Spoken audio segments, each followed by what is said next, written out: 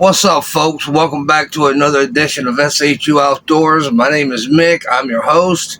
And today's episode is going to be all about FCI Miami. It takes up when the marshals come and get me from Nassau County, Florida. And it took them like all day to get us from up there all the way down to FCI Miami, right? So the bus pulls up. Now, this is an interesting side note. I had 120 months on my original federal sentence. I did about 9.5 years. Now, the BOP made me do every bit of that time in United States penitentiaries. I get out, get my shit together, married, got a home, got a motorcycle, got a truck. Best life I've ever lived, right? So I go down here to Florida, right? I go to see the doctor because I suffer from PTSD, post-traumatic stress disorder, PTSD. Yeah. So I'm not crazy about taking pills because I've seen too many people take these pills in jail, man, and it makes them like more whack. I mean, it doesn't really. It makes them like more space cadets, and I'm not with that. My whole goal was to get my life back, get my mind back, and move on with my life, not regress and like stay in a ditch, like unable to move on. You know what I'm saying? So I get out, everything is great. When they first put me out, right? This story, man. So anyway, my case is out of New York City, but when I get out when I finished doing like 9+ years on a 10-year sentence, that's a crazy story too. But anyway, when I get out, I end up relocating to Florida. All right. The judge in New York gives me permission to relocate to Florida. Now, it ain't like the state where the probation's got to call this probation and get it approved and all this other stuff. If a federal judge says you can do it, that's it. And my wife lives down here. My home is down here. So ended up the judge granted me permission to move to Florida. So when I leave the court, they give me a phone number to call when I get to Florida to go and check in with probation. So in the feds, if people don't know, you get like a federal prison sentence and you automatically get a term of probation to go with it.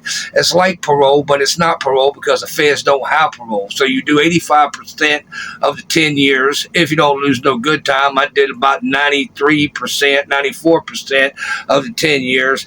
Get out, got 3 years of supervised release. Come to Florida, everything is great. I get down here, I call the people, so they say, okay, you got to go to Ocala. Ocala is about 50 miles away from where I live, right? So anyway, I go over there for the initial, appointment, urine test, see the probation officer, man. Cool as a fan. Like business, but not like abrasive business. It's like, okay, if you ain't up to nothing, if you're doing right, basically, I'm not gonna mess with you because I ain't trying to send people back to prison just because I can put paperwork in and fuck their life off. You know what I mean? So everything is cool, man. I stay with this black lady, a middle-aged black lady. Again, she comes to the house, she looks around, everything is cool. There is no problems. But when I had got out of prison, man, I suffered from PTSD so bad being in the United States penitentiaries and always having to keep a knife, having to use a knife a couple of times, heightened state of alert all day, every day, I probably did about, I would say realistically, about 2 years in the hole in the course of that 10 years. So, I mean, I wasn't whacked out when I came out of prison, but I wasn't really normal neither. It was a big readjustment that I had to go through and overcome and deal with. So I go over to Ocala, a lady comes to the house, everything is gravy. And then unbeknownst to me, they transfer my probation to Cocoa Beach. That's over 100 miles away from where I live. Now, in the feds, if you live that far away from probation, they're not going to require that you go there. They'll come to your house about once a month because usually they'll have like a circuit they ride, like the probation officer, like once a month. They come, everybody, check everybody's out. So they put me over Cocoa Beach. A lady calls me. Everything gets off to a pretty good start. But she was a white lady. Man, her whole thing was, I honestly believe that her whole thing was, let's see if we can violate this guy, because she just didn't like the fact that I had caught my case in New York and I was living in Florida and everything was great. This is the vibe I got off of her. She never said this, but this was the vibe. Night and day between her and the black lady that I had over in Ocala, all right? So she was like, I want you to go see this, do that, do this. And like, she was like, want in-person appointments and all this shit, man. I could see one time in-person appointments. I'm making this video right here. I got a laptop. I got phone. I got Wi-Fi and all this. So if you want me to see these people, okay, I'll make the initial appointment. And then after that, let's go to virtual, man. You know what I mean? It was, right around the time, yeah, that was wild, man. So anyway, like basically everything she could do to make me uncomfortable, to try to jam me up, she was with the business, So it didn't take long for that relationship to start souring. And, like I knew what her motive was at that point, to try to like jam me up and all that type of shit. So I said, well, you know what, man, fuck it. I'm just really going to test the water. So then, because see, medical marijuana is medical marijuana in Florida. All right. So, because we got these Republican scumbags in Tallahassee, this player hate. You know what I mean? I'm all about freedom. I'm not about being subject to a bunch of nonsense. So anyway, and I know I'm on probation. So again, look, I just want to put this proper context. I wasn't doing no hard drugs. I wasn't committing no crimes. Everything was as smooth and as cool as a fan. I'm on the straight and narrow, right? So I go to the doctor, and you got to have a pre-existing condition in Florida. It's not just like, hey, I just want to go over to the legal dispensary and get weed. Nah, you got to go in there and pay like a $200 fee. You got to have a pre-existing condition. You got to get interviewed by the doctor. He signs off on it. I mean, it's not super extensive, but it's pretty extensive. You know what I mean? You got to go through the motions and shit. You know what I mean? So I go through all that. Bam, he gives me the weed. I start smoking the weed. This lady's on some real bullshit. She's going because I'm supervised in New York, but I'm governed out of I'm supervised in Florida, but I'm governed out of New York. The federal system is a tangled, fucked up system. So the judge is going to have to violate my probation is in New York. So she goes to crying and crying and crying.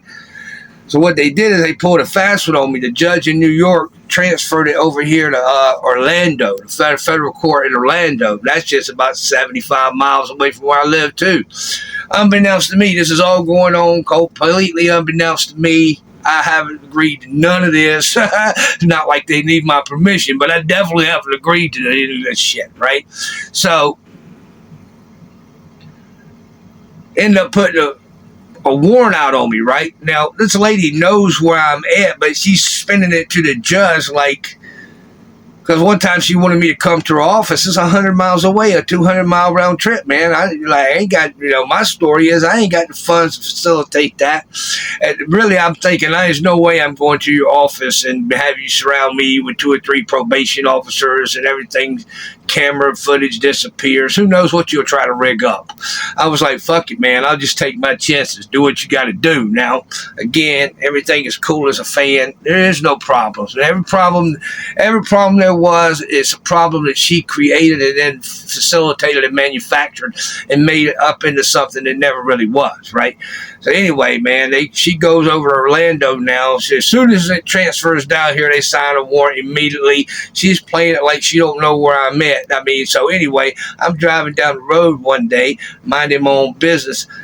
I see the cops. I ain't tripping. I'm legit, man. I ain't doing, I'm not high or nothing. I mean, I do not drink and drive. I do not smoke and drive. I don't do none of that shit, man, because it's bigger than me. Now I'm endangering everybody on the road. And I don't want to, I just don't want to deal with that. And it ain't cool. So I'm a responsible driver. You know what I mean? So I see the cop and I ain't tripping. Anyway, man, they follow me. 3 or 4 cops get behind me, do a felony stop on me, take me to jail, yada, yada, yada, yada, yada. This whole shit plays out. The whole process plays out. And now the judge sentences me to 1 year and a day, which you only got to do 10 months on because you can earn good time as long as you get more than a year. If you get a year, you got to do every day of it. So he gave me 1 year and a day and terminated my probation. All this is for smoking medical marijuana. They couldn't even violate me for that now that Trump signed that and rescheduled medical marijuana. I made a video on it. That's the reason why I left the video up, even though it was not a high rating video. That's when I first kind of started this channel. I just thought it was a video worth making. I would never had to deal with that if the lame would have signed that executive order, or Biden would have signed the shit, because Biden was in office at the time. You know, come on, man. You fucking people's lives up for bullshit. Anyway, man, they knocked me, give me a year and a day. Now I'm on my way. I'm in transit. I made a video about that, about the white GDs in North Florida going hard. So this is a follow-up video where that one lets off.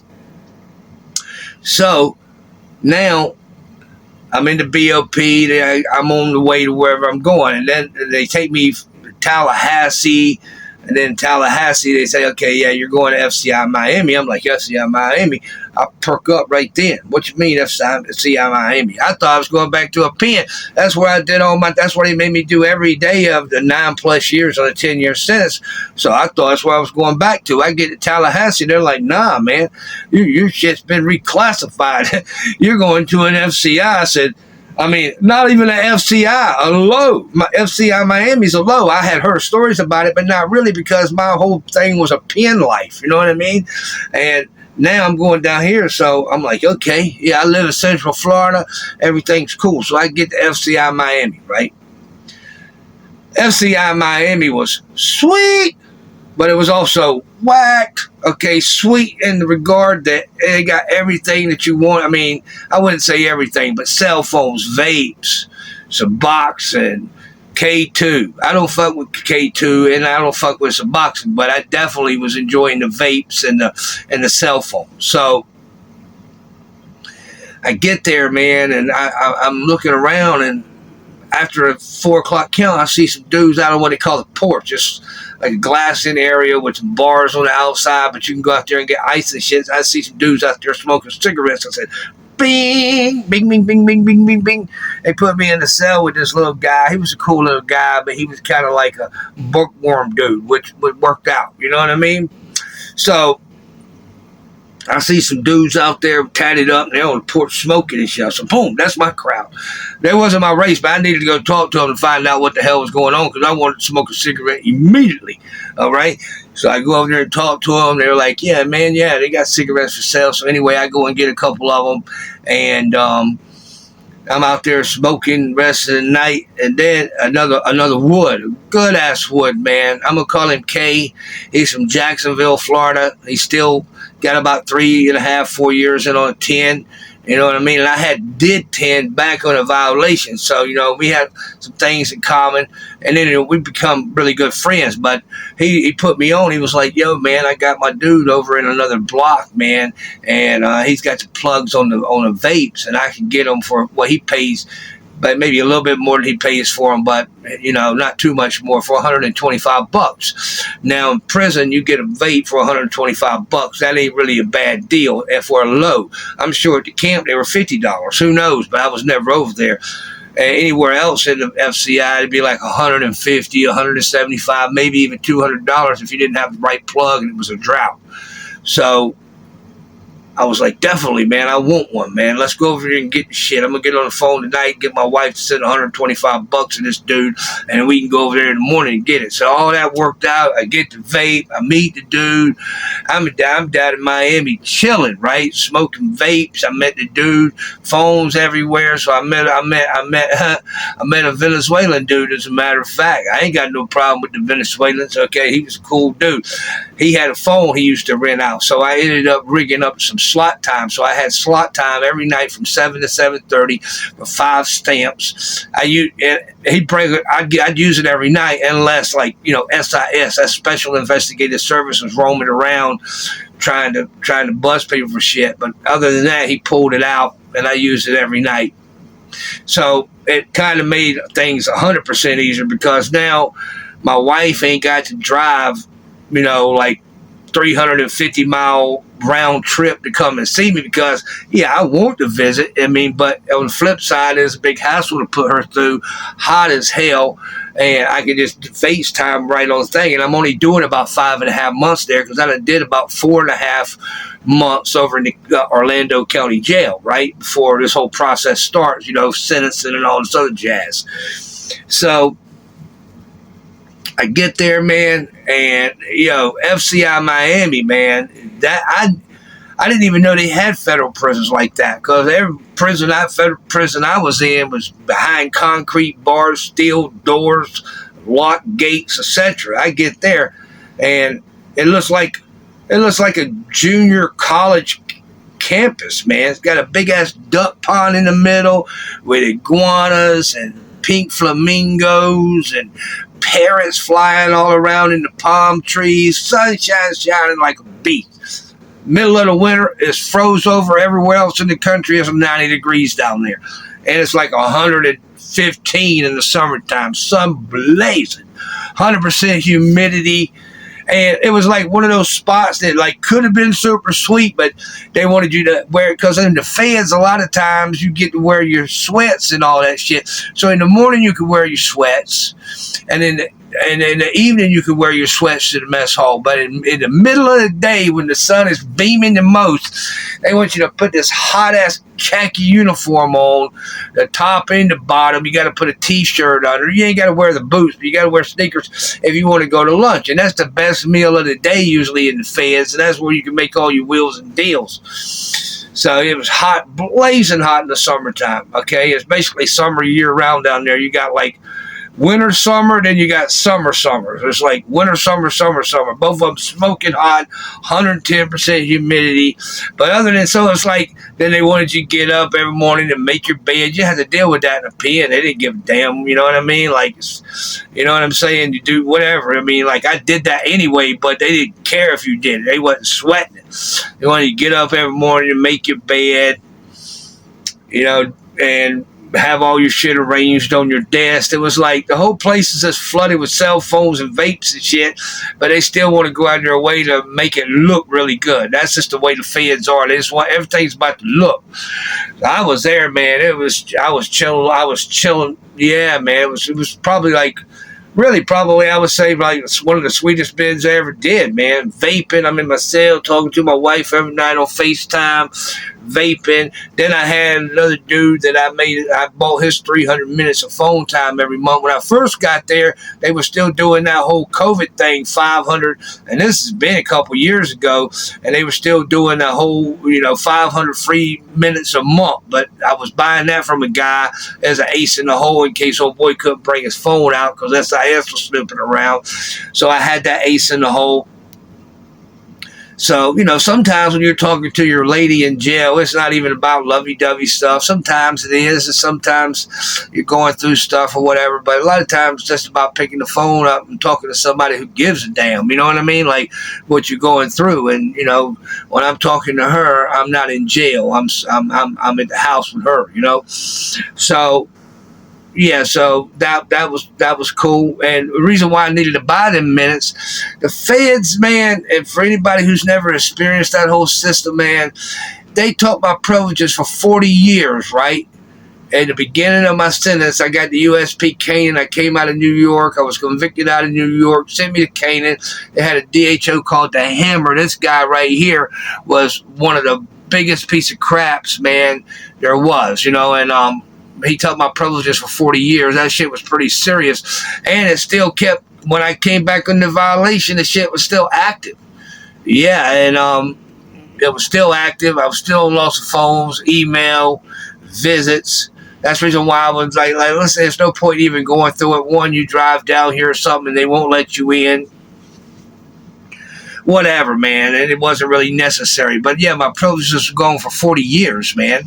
And that's the type of shit they do in the feds. There's no logic to that system. It's a really bad system. Not only at sentencing process, the guideline ranges are astronomical, but it's also just a bad system in regards of like Like there's no accountability and they just do wild, dumb shit. Why would you give somebody 10 years, take their privileges for 40 years? You basically ensure that they lose contact with everybody on the street, man. It's a bad system, man. You know, if you want to commit crimes, make sure it ain't a federal crime, because that's the last thing you ever want to do is deal with these lames. I was in federal prison for robbing some banks. This happened back in 2011. I got locked, you know, that like middle of 11 or 12, sometime in that area. I got locked up in 2012. They gave me 120 months, 3-year supervised release, sent me to Canaan, horrible shithole. Anyway, all that ends up passing, time moves on. I'm in Miami now, and the shit was off the hook, but it was like sweet, but whack at the same time, because hot as fuck. They want you to enforce all these little petty ass rules, but I can't really complain about that. It is what it is. It's jail. It sucks.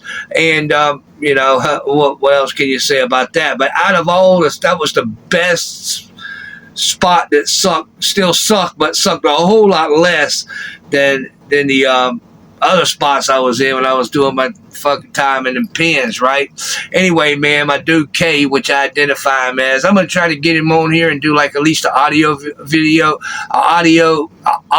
phone type of interview. I wouldn't put his face on camera because he's still doing time, but I'd definitely like to do some kind of audio interview with him and you know, just see what's up now. I've kept in contact with him. Cool ass dude, man. Real good wood, man, and I hope he's well. And the weird thing about FCI Miami, right, they do have what they call RDAP. It's a drug program. Now, Miami is an American city, okay? Yeah, there's a lot of Cubans down there and stuff like that, but it's an American city. But they've created this system where they got 2 RDAP doors, but both of them are Spanish speaking. So if you're a person from Miami that speaks English only, which, I mean, it's still America, right? You know, and I imagine, I mean, everybody there spoke English, but you had a few people who didn't, but they had this big, because my FCI Miami is like closest to Puerto Rico. So if they get arrested in Puerto Rico, you know, a lot of them speak Spanish, and then they got a lot of Dominican drug runners and all this other shit. The place was basically almost like a deportation center. They would give these Dominican drug runners 5, 6, 7 years, let them stay there, do their time, put them through the drug program, and then deport them. Why would you spend all that money giving somebody a drug program that you're going to deport anyway when you got plenty of American citizens right here in Miami that speak English primarily, and they can't even take the program there. Yeah, they wanted to take the program because a lot of them need it. They would get what they call the First Step Act, where you can get a year or 2 or off your sentence, get more halfway house. It's a bungled, fungled mess, but I didn't qualify for any of that shit anyway, man. By the time they got through rewriting all them laws, I wasn't able to get in on that ride. So I had to do like 9+ years on a 10-year sentence, to a year and a day on a probation violation. The judge terminated my probation, man. I'm not a danger to society. I'm just smoking some weed, chilling out, minding my business, and living my life, man.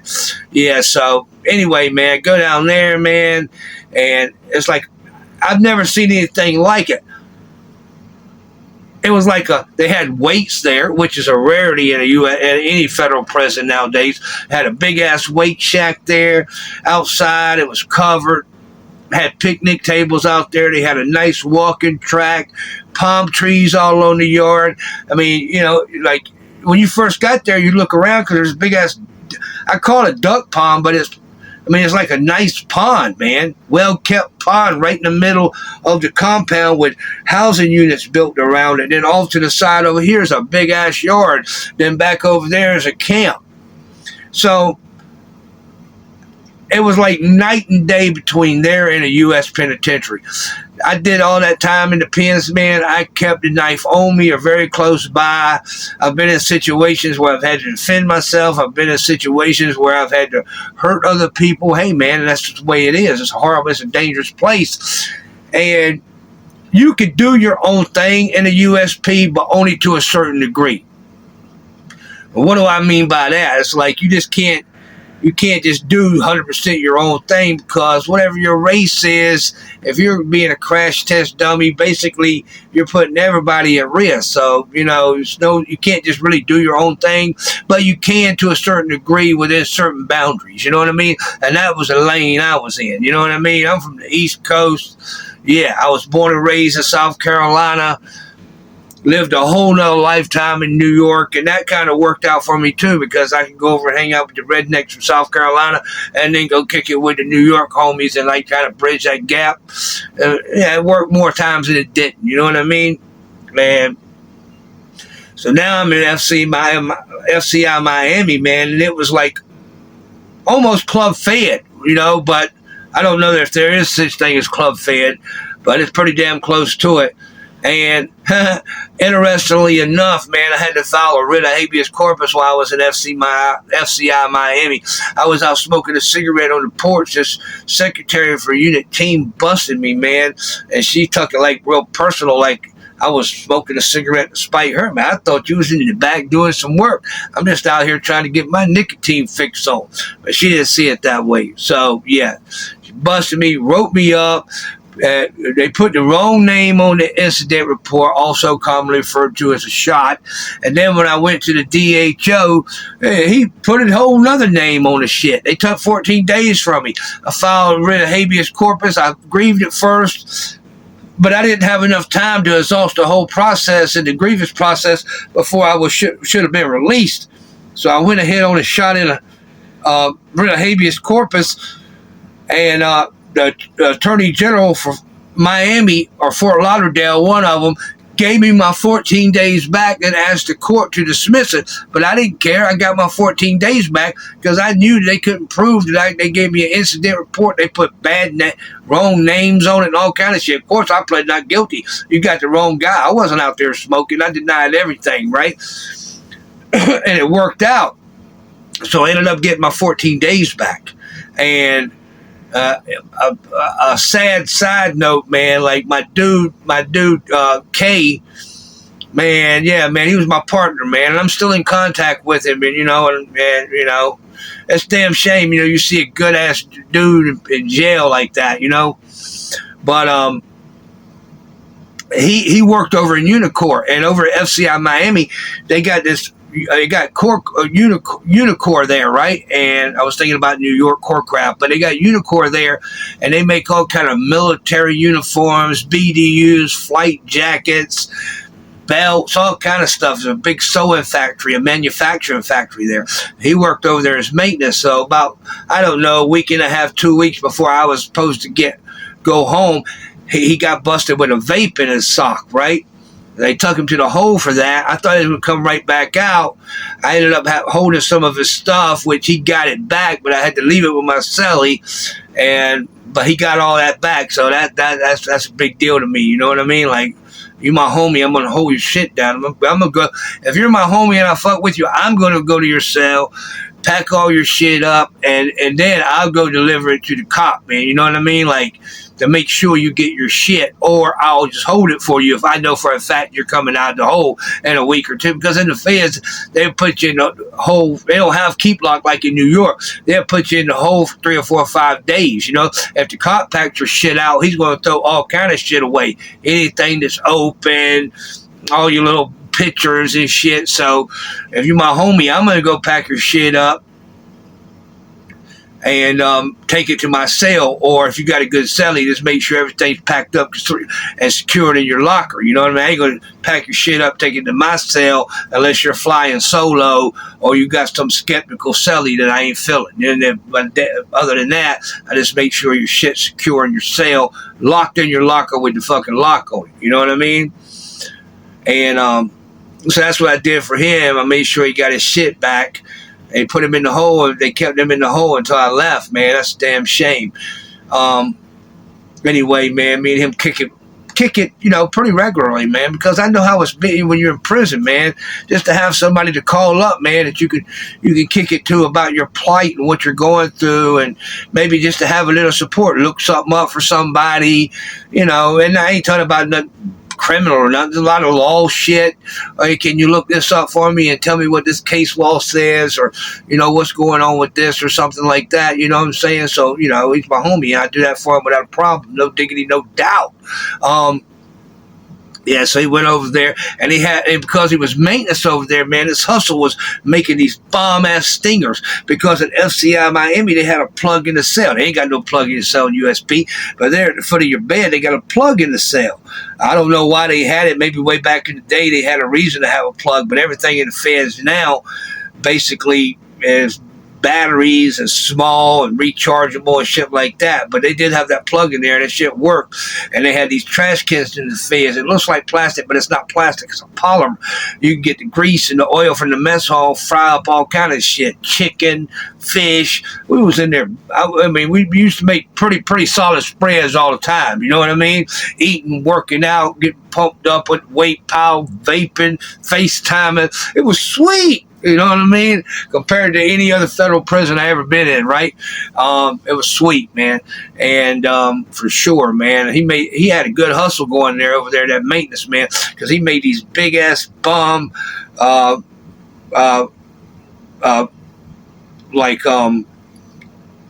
can't have hot pots there, obviously. And they did away with the microwaves. That was a stupid ass move. Look, smoking and vaping and chewing tobacco, man, it is a stress reliever. If you would let people chew, even these right here, there's no spitting. Okay, so what if you gave a guy a fucking goddamn life sentence? Obviously, you don't give a fuck about him. All right. So what do you care if he's in there fucking vaping or dipping little snuffs? I'm not advertising this thing, but hey, man, I just think it's a dumbass fucking idea, man. You want people to have stress relievers, not stress increasers. You know what I mean? Anyway, they did have tablets there. When I did the 10 years, they didn't have the tablets. When I came back after about 2 years on that violation, they had tablets. You could download a movie, but you could only watch it 1.5 times, and then for whatever reason. But you could download the music, and it would stay on there. The bad thing about the tablets is they're big, so it's hard to work out and listen to your music. They stopped selling MP3s. I still got my old MP3 around here somewhere, but I don't know where it's at. Probably in some buried drawer somewhere. But I brought it home with me. But now, but it was easy to work out with that, because you could just charge it up, or you could make a battery pack to charge it up. But he made these bomb ass stingers, right? And it had like a thing on it, so you could put it all the way down in that trash can, and the thing come up, and the cord came out. You could plug it into the thing, the oil will start bubbling. You could put fish in there and fry the hell out of it, man. So it's bomb spreads there, and mess hall food could have been better, but they stole everything from over there, which worked out for me, because you get onions, peppers, cucumbers, lettuce, raw chicken, all kind of shit. Fresh raw chicken too. They're cooking chicken today. You can either get it, you pay more for it and get it from already cooked from over there, because you get the prisoner issue, then they got the staff mess hall there, and they cook similar to the same thing, but the staff shit is cooked like more of a restaurant. Prisoner issue is just you get what you get. So you can get the barbecue chicken, the good fried chicken out of the staff mess hall there. Yeah, so you can hook up some bomb spreads, man. Sweet, no drama. I mean, they might have had 1 or 2 little scuffling matches in a cell or something I heard about. I think they had a big riot there like a couple of years before I went there, but I wasn't a part of that, you know what I mean? And, you did have the typical Puerto Rican, Dominican organizations, but for most part, they was just about trying to make money. Now, this right here is a crazy story about FCI Miami. Over in one of the blocks, it was like a reception block. There was a lot of organizational people over there, right? And they had went through the vents, right, and created a tunnel to the roof for that building, but they didn't do it to escape, because they had the drones and shit flying over, dropping packages and all. They drop it off on the building, they go up there and get it. They ended up busting, otherwise I wouldn't be speaking on it. But the place was just flooded with contraband. It was great, right? Because I tell you what, I did 9+ years in a penitentiary. I never saw a vape, okay? I never saw no vape, okay? And I was in the know. If they'd have been vapes there, look, man, I probably when I was doing that time, man, I got busted in 2012. I went through MCC, New York. There was no phones there at that time. And later on, I went through Brooklyn, man, like in process of some other shit, like because I left the halfway house. I'll tell you that story too. So they charged me with escape. I was on the run for a long time. They caught up with me, fucking indicted me for escape. I ended up getting time served plus a year probation with a 3-year probation already had. So then the judge gave me permission to come to Florida. It was a tangled, mixed up, bumbled mess. But anyway, I get to Florida. Everything's cool for a while, for quite a while, because I'm not doing shit, right? I wasn't even doing shit when I was on the run. I was just like, hey, man, you people ain't doing nothing to help me. I got shit I need to do, man. So it was an asshole move, but this is what happened. So yeah, Miami, man, that was a sweet spot. Speaking of sweet, let's take some soda pop. I just go ahead and get the 2-liter bottle now. I don't mess with that 16, 22 ounce joint. I just get the big old 2-liter bottle. Works. Do a lot of, trying to get away from the whole cigarette smoking thing. Do a lot more dipping now. Man, you can't beat these little things, man. They're like a bandit, but with no spit. I notice they give me heartburn sometimes, though, but hey, man, it is what it is. And I got a 12 milligram joint right now. There's a head shop right down about 2-3 miles from my house. Sell all kind of shit down there. Weed, dip, all kind of cool shit. So that works out. And anyway, man, I'm going to go ahead and wrap this up and get it in the wind. I just wanted to make this video for you guys.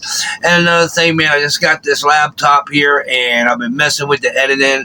Some of the other videos may be a little over-edited, quote-unquote, but I think we got it down right now. We can start producing some really quality content.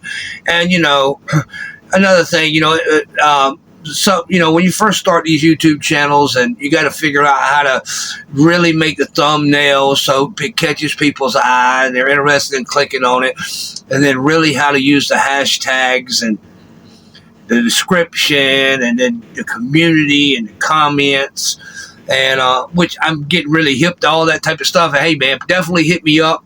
What I really want to do is I want to start a video series of where I start concentrating more on the New York State prison system, because I did 14 years in that system.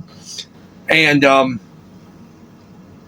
instead of talking about the federal stuff, because really that's like my dude Chad Marks' territory. Love his show, man. I hope he keeps producing content, man. And again, Chad, man, don't let the haters get to you, man. You my homie, man. I'm in the ride with you, dog. Fuck the haters. I'm a congratulator. And we're just going to get more and more better and just keep producing this content, get it out there, keep producing, keep increasing our production ability and our set. Everything's evolving, man. Nothing's carved in stone until it's done. You know what I mean? So this is what we're about, And hey, if you ever been to federal prison, you probably recognize this light right here. They sell it. It's a book light. That's what they sell in the feds. I brung that home with. I got my old little radio over here. I did the 10 years with. That's what I'll show it to you on the next episode. It's a little beat up radio. The AM is busted. Only the AM works. Little headphones all rigged up, because you need that if you go to the hole, in which I did, like I said, about 2 years in the hole. The little radio's beat to pieces, but I tell you what, that little radio, man, come through hard for me, man, on many occasions. That's why it's on my wife's altar in the house, and a lot of little keepsakes. It's got a lot of magic, a lot of power to it, man. So look, I'm gonna go ahead and wrap this up, fire up this nice sense of million, skunk a million. That's what I call it, man. I only smoke good stuff, man. Wrapped up in a zigzag strawberry blunt, yeah. And then I'm gonna put my headphones on and jam on some Slayer and just kick back. But look, man, I appreciate all you guys, and man, this is really cool doing this, but there's a lot of work that goes in behind the scenes to make it successful and produce cool content. And I hope you enjoy the content. If you do, man, sure would appreciate it if you like, share, subscribe. Hit me up in the comments. Let's get this New York series going. We're talking about Rikers Island. I want to interview people who's been on Rikers Island. I want to interview people that's been up north in the New York State prison system and just do something a little bit different, but not so different than people who enjoy this type of content, general, and just like the prison genre can relate to it and understand. It's like a system I don't really see a lot of people talking about unless it's some kind of like extensive documentary or something. So I won't talk your ear off anymore. Stay up, stay at 'em. Peace.